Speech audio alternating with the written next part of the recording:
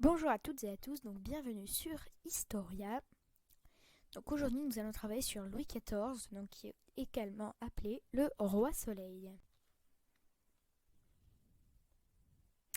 Qui était Louis XIV? Déjà pour commencer, ça peut être une bonne question. Donc Louis XIV, c'est lui. Cette peinture a été peinte par Hyacinthe Rigaud sur toile en 1701 de 277 x 194 cm. Il est actuellement exposé au musée du Louvre à Paris. Alors, où est-ce qu'il a vécu, le Louis XIV? Louis XIV vivait au Palais Royal à Paris, bien entendu. J'ai oublié une petite majuscule ici. Veuillez m'excuser. Puis il s'est déplacé à Versailles en mai 1682. Vous connaissez sûrement Versailles. Donc ça c'est le Palais Royal à Paris. Et Versailles, les images ne sont pas très nettes, mais bon. Donc un peu plus sur Versailles. Donc Versailles, à l'origine, c'était une sorte de demeure de chasse de Louis XIII. Parce qu'en fait, c'était... vous voyez, à côté, il y avait la forêt. Donc il résidait dans cette petite partie-là. Juste ça, là. Et il allait... du coup, en fait, il allait chasser, quoi. Et ça lui permettait de faire une petite coupure de Paris. Donc vous voyez, ça ressemblait à ça à l'époque. Et on peut vraiment reconnaître, ça ressemble vraiment. Donc Louis XIV a grandi ce domaine pour en créer un domaine royal. Vous voyez, il a rajouté beaucoup de bâtiments. Il aura fallu 107 ans de travaux pour construire Versailles. Donc Louis XIV n'en aura jamais vu la fin. Donc ça va arriver à ça. Donc ça, c'est la fameuse galerie des glaces. Avant, c'était un balcon. Et vu que ça ne servait pas, ils ont remplacé ça par la galerie des glaces. Ça, donc, c'est l'orangerie.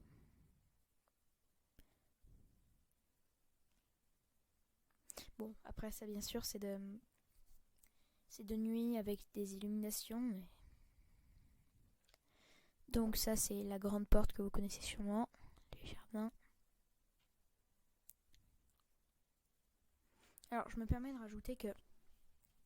je voulais rajouter un truc. Oui. Par rapport aux fontaines, en fait, dessous, il y a des sortes de vannes. Donc des vannes comme ça, là. Des trucs comme ça, là, avec des trous. Donc selon comment est-ce que vous les positionnez, ça faisait différents spectacles, ce qui permettait d'avoir une belle diversité de spectacles. Donc sa naissance, Louis XIV est né le 5 septembre 1638 au château neuf de Saint-Germain-en-Laye. Ses parents désiraient depuis plusieurs années avoir un enfant, ce qui explique son surnom Dieudonné. Son enfant, donc son père, il meurt seulement...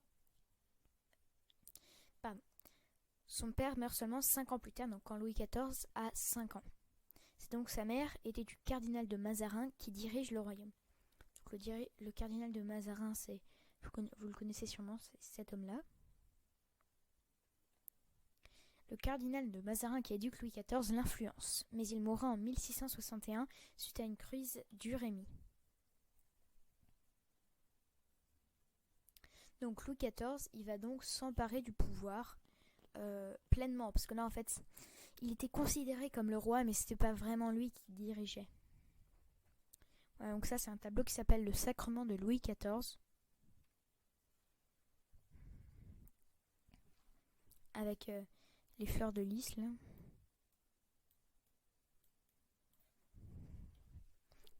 Donc sa nouvelle vie familiale. Donc Louis XIV se marie à Marie-Thérèse d'Autriche. Ils ont eu beaucoup d'enfants tels que Louis de France, Anne-Élisabeth de France, Marie-Anne de France, Marie-Thérèse de France, Philippe-Charles de France, Louis-François de France. Mais Louis XIV rencontre Madame de Montespan, avec qui il entretient des relations secrètes. Ouais, donc on ne sait pas exactement s'il a eu des enfants avec elle parce que c'est pas très clair. Mais bon. Alors, il y a une question que vous allez sûrement poser, c'est pour ça que je vais y répondre, c'est pourquoi est-ce qu'on le surnomme le roi soleil? Alors, c'est compliqué parce qu'il y a plusieurs explications à cela. L'une d'elles consiste à dire qu'en fait Louis XIV s'identifierait à Apollon dans la mythologie grecque, le dieu du soleil, c'est pour ça que c'est un soleil, et des arts et de la musique, parce que c'était très important à l'époque, les arts et la musique. Du coup, il s'identifiait comme tel. Alors il installe une monarchie absolue. Donc en 1661, Louis XIV va installer une monarchie absolue. C'est-à-dire que ce type de gouvernement, il permet au roi de diriger sans conseiller, etc. Autrement dit, seul. C'est le roi qui va tout décider. Il n'y a pas de conseiller ou n'importe quoi. Tout ce que vous voulez, il n'y en a pas.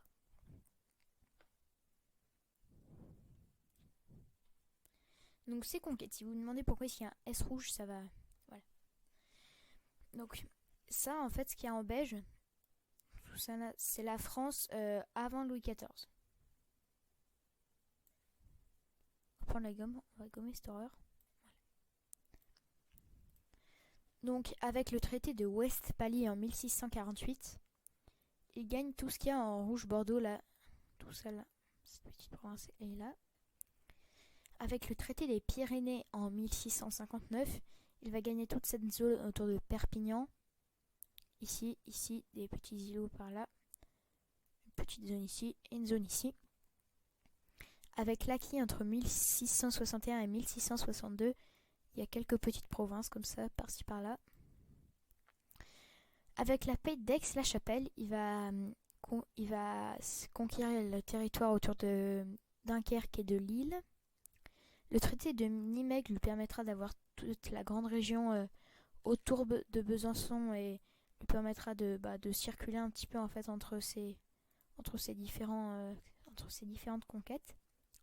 La confiscation du Charolais, c'est autour de Charolais. Le traité de Ryswick, ça va en fait gagner tout ce qui est vers Strasbourg. Et le traité d'Utrecht,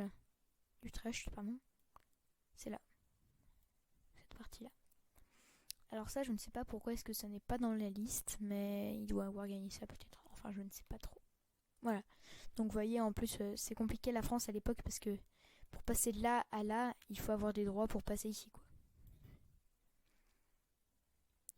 Alors, une autre chose pour laquelle Louis XIV est très connu, c'est la révocation de l'édit de Nantes. Parce que le 18 octobre 1685 à Fontainebleau, Louis XIV va révoquer l'édit de Nantes, précédemment écrit par Henri IV, ce qui signifie qu'en France, seule la religion catholique est autorisée.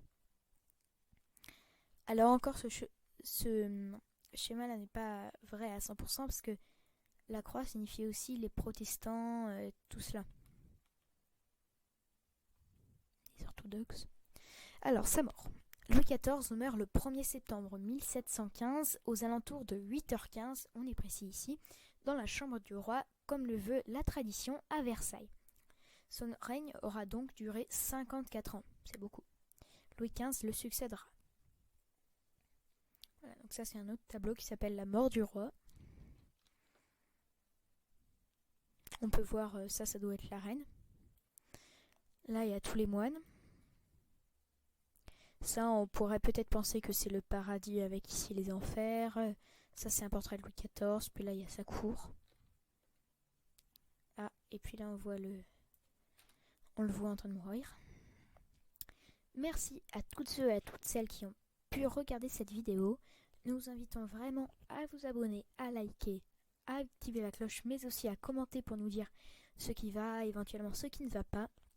Ça nous fait extrêmement plaisir et ça nous donne envie de continuer. N'hésitez pas à aussi dire dans les commentaires qu'est-ce que vous pensez de notre nouvelle introduction. Si jamais vous y voyez des imperfections, n'hésitez pas à le dire. Merci beaucoup, nous comptons sur vous et je vous dis à la prochaine.